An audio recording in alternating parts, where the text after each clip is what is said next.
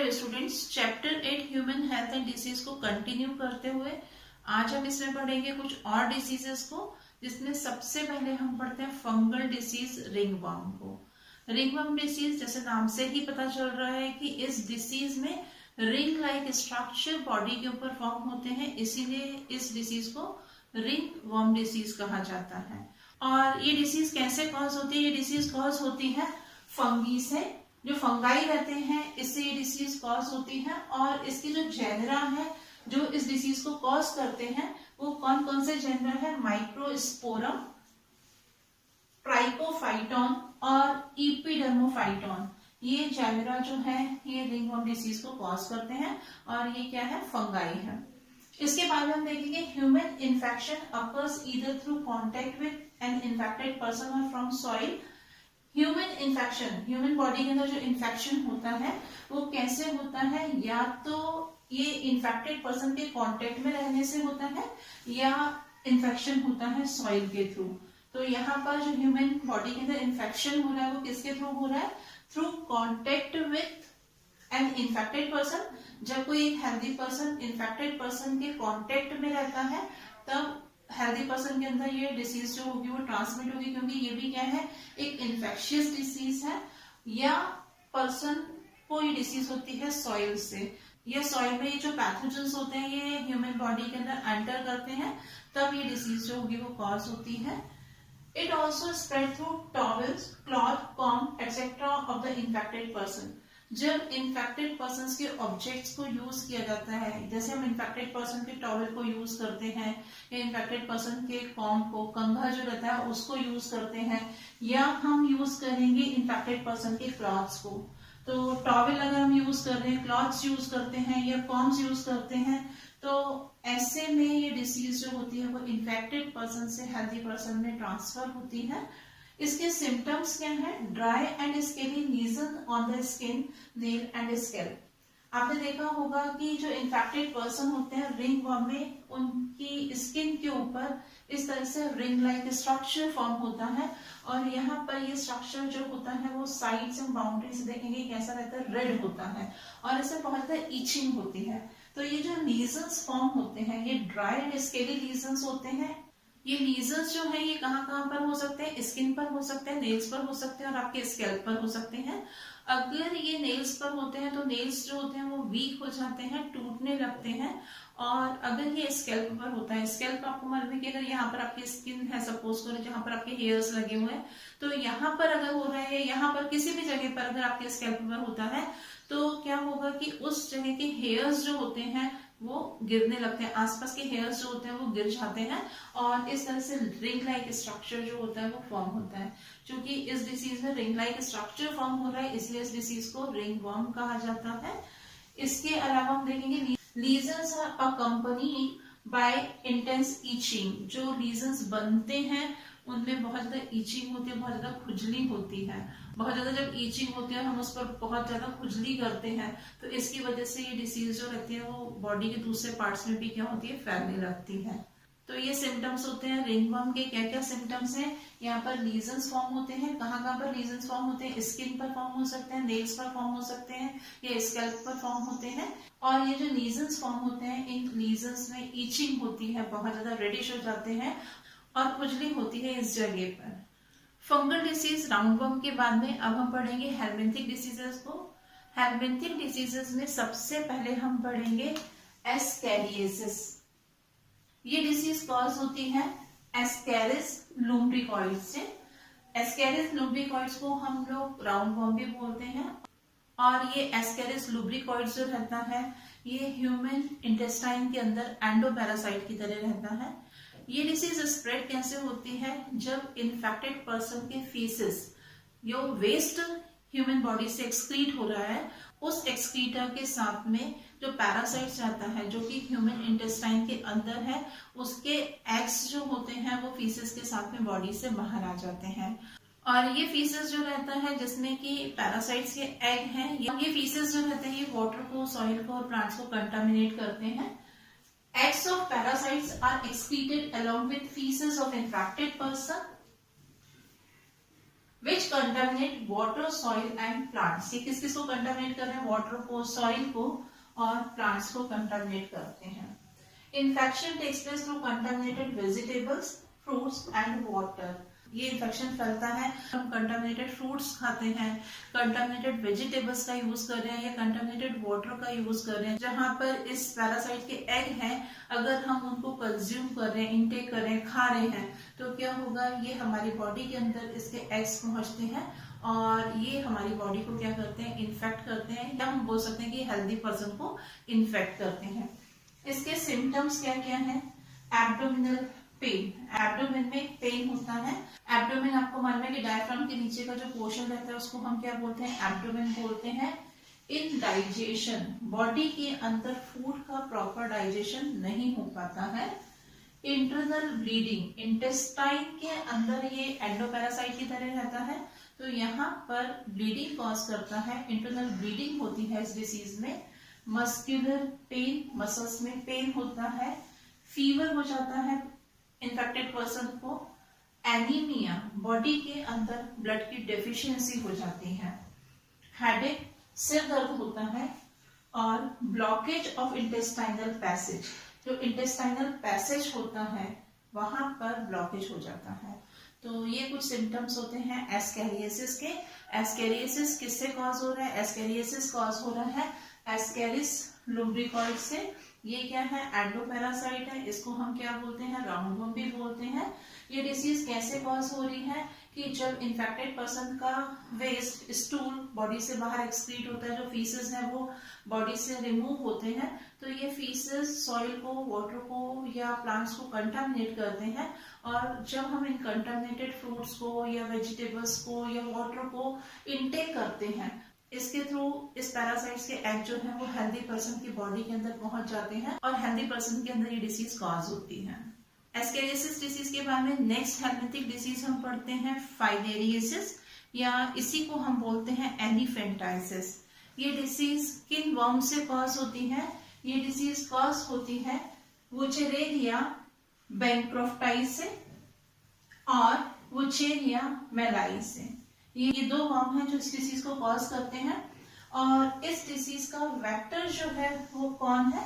इस डिसीज के वेक्टर्स हैं फीमेल क्यूलेक्स मॉस्क्यूटो।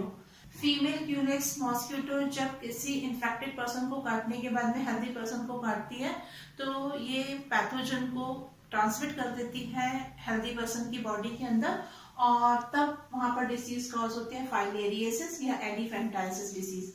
इसके सिम्टम्स क्या क्या है? Inflammation of organs in which they live, जिस ऑर्गन के अंदर इसका इन्फेक्शन होता है उसमें इन्फ्लेमेशन होता है। इन्फ्लेमेशन का मतलब होता है सूजन आ जाती है। Blockage of lymph vessels of lower limb resulting in swelling, blockage हो जाता है लोअर लिम्स में, जो पैरों वाला हिस्सा है वहां पर जो लिम्फ वेसल्स होती हैं इनमें क्या हो जाता है? ब्लॉकेज हो जाता है, जिसकी वजह से स्वेलिंग आ जाती है। ये स्वेलिंग इतनी ज्यादा होती है कि पर्सन के जो लेग्स रहते हैं, पैर जो रहते हैं, वो बहुत ज्यादा फूल जाते हैं। स्वेलिंग होने की वजह से बहुत ज्यादा फूल जाते हैं, जैसे हाथी के पैर होते हैं इस तरह से उनके पैर दिखने लगते हैं। और इसी वजह से इस डिसीज को एलिफेंटाइसिस डिसीज भी कहा जाता है। जेनाइटल ऑर्गन्स में ऑल्सो भी अफेक्टेड लीडिंग टू डिफॉर्मेशन। जो जेनाइटल ऑर्गन्स रहते हैं वो अफेक्टेड होते हैं, उन पर इफेक्ट पड़ता है इससे, और उनका डिफॉर्मेशन होना शुरू हो जाता है। डिफॉर्मेशन का मतलब होता है कुरूपता का आना, वो जिस फॉर्म में प्रेजेंट है उस फॉर्म में ना होकर के उनका फॉर्म जो रहता है वो चेंज होने लगता है, जिसको हम क्या बोलते हैं? डिफॉर्मेशन बोलते हैं। इस तरह से फाइलेरियोसिस डिसीज जो है, फाइलेरियोसिस डिसीज या एलिफेंटाइसिस डिसीज किस फॉर्म से हो रही है? ये हो रही है वुचेरेरिया बैंक्रोफ्टाई और वुचेरिया मेलाई से। इसका वेक्टर कौन है? इसके वेक्टर है फीमेल क्यूलेक्स मॉस्क्यूटो। और इसमें क्या हो रहा है? बॉडी के जिस ऑर्गन्स में इसका इन्फेक्शन होता है उनमें इन्फ्लेमेशन होता है, वो सूज जाते हैं, स्वेलिंग होती है। जो बॉडी का लोअर पोर्शन होता है, जो लिम्स होते हैं इन्फेक्टेड पर्सन के, उनमें बहुत ज्यादा स्वेलिंग हो जाती है, और इतनी ज्यादा स्वेलिंग होती है कि जो लेग्स हैं वो कैसे हो रहे हैं? हाथी के पैर जैसे हो जाते हैं। इसीलिए इस डिसीज को एलिफेंटाइसिस बोलते हैं। और इसके अलावा जो जेनाइटल ऑर्गन्स जो होते हैं इनका डिफॉर्मेशन होना शुरू हो जाता है। इन्फेक्शियस डिसीजेस में हमने कुछ डिसीजेस के बारे में पढ़ा, बैक्टीरियल डिसीज पढ़ी हमने, वायरल डिसीज को पढ़ा, डिसीजेस जो फंगस कॉज कर रहे थे, डिसीजेस जो हेलमिंथिक डिसीजेस थी, फिर प्रोटोजोन से कॉज होने वाली डिसीज मलेरिया को हमने पढ़ा या अमीबिक डिसेंट्री को पढ़ा। इन डिसीजेस के बाद में अब हम पढ़ते हैं prevention and control of infectious diseases. ये जो इन्फेक्शियस डिसीजेस हैं इनको कैसे कंट्रोल कर सकते हैं या इनसे कैसे बचाव किया जा सकता है। इनके प्रिवेंशन के लिए कुछ मेजर्स हैं जो बहुत जरूरी होते हैं, जिसमें हम सबसे पहले देखेंगे कि जो पर्सनल हाइजीन और पब्लिक हाइजीन ये बहुत ज्यादा इम्पोर्टेंट होते हैं। तो कौन कौन से मेजर्स हैं वो हम देखते हैं। Some of the preventive measures that can be taken are as follows. First, for personal hygiene. Personal hygiene के लिए यानी कि हमें अपनी साफ सफाई का बहुत ध्यान रखना चाहिए, रेगुलर नहाना चाहिए। इसके अलावा हमें प्रॉपर तरीके से फूड लेना चाहिए, कंटामिनेटेड फूड कंज्यूम नहीं करना।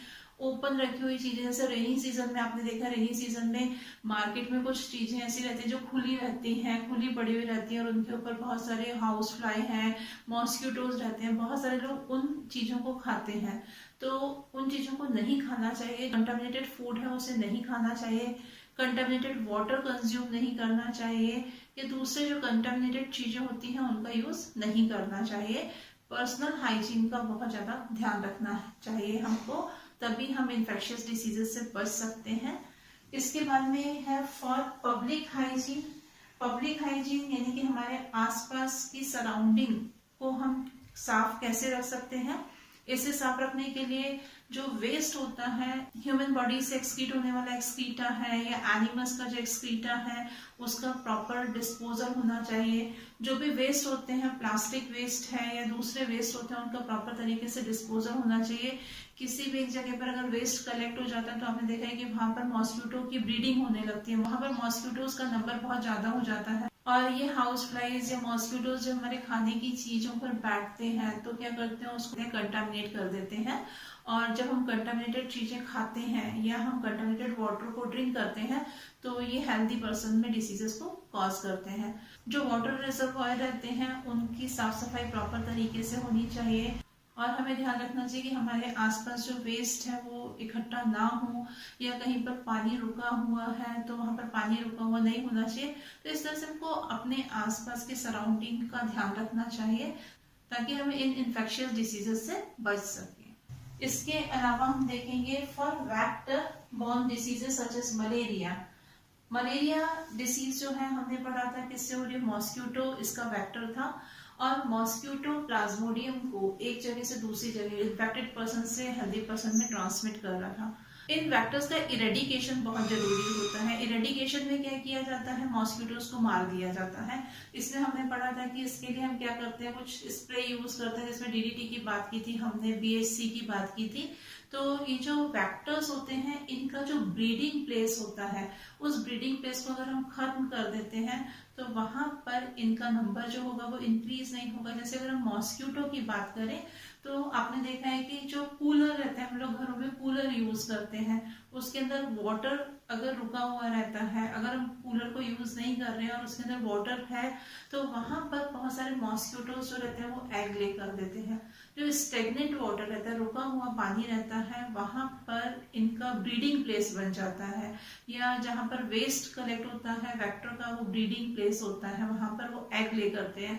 तो हमें ऐसे प्लेसेस जो कि इन वेक्टर्स के ब्रीडिंग प्लेसेस होते हैं इनको खत्म कर देना चाहिए।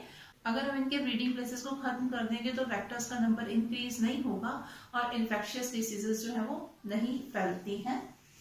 फॉर एयर बॉर्न डिसीजेस, ऐसी डिसीजेस जो एयर से बॉर्न होती हैं, तो ऐसे में हेल्दी पर्सन को कोशिश करनी चाहिए कि इन्फेक्टेड पर्सन के आसपास ना जाए वो, क्योंकि इन्फेक्टेड पर्सन के ड्रॉपलेट्स के साथ में कुछ पैथोजेंस जो होते हैं वो एयर में आ जाते हैं और जब हम उस इन्फेक्टेड पर्सन के पास में जाते हैं तो वो एयर के थ्रू हमारी बॉडी के अंदर एंटर करते हैं। जब हम उस एयर को इनहेल करते हैं तो वो पैथोजन जो होंगे वो हेल्दी पर्सन की बॉडी में एंटर करते हैं। तो कोशिश करनी चाहिए कि जो इन्फेक्टेड पर्सन है उस पर्सन के आसपास हम ना जाएं। तो जो डिसीजेस एयरबॉर्न डिसीजेस होती हैं, यानी कि जो डिसीजेस एयर की वजह से स्प्रेड हो रही हैं, उन डिसीजेस में हेल्दी पर्सन को इन्फेक्टेड पर्सन के पास में जाने से बचना चाहिए। वैक्सीनेशन एंड इम्यूनाइजेशन, आपको मालूम है टीकाकरण, वैक्सीनेशन प्रोग्राम्स चलाए जाते हैं, इम्यूनाइजेशन प्रोग्राम्स होते हैं। तो जो वैक्सीनेशन प्रोग्राम या इम्यूनाइजेशन प्रोग्राम होते हैं इनको स्ट्रिक्टली फॉलो करना चाहिए। Use of antibiotic and drugs to treat the infected person, infected person को ठीक करने के लिए एंटीबायोटिक्स या ड्रग्स देने चाहिए। तो इस तरह से कुछ प्रिवेंटिव मेजर्स की हेल्प से हम इन्फेक्शियस डिसीजेस को रोक सकते हैं। इस तरह से हमारा ये टॉपिक इन्फेक्शियस डिसीजेस कंप्लीट हुआ। नेक्स्ट क्लास में हम नेक्स्ट टॉपिक को स्टार्ट करेंगे। Thank you.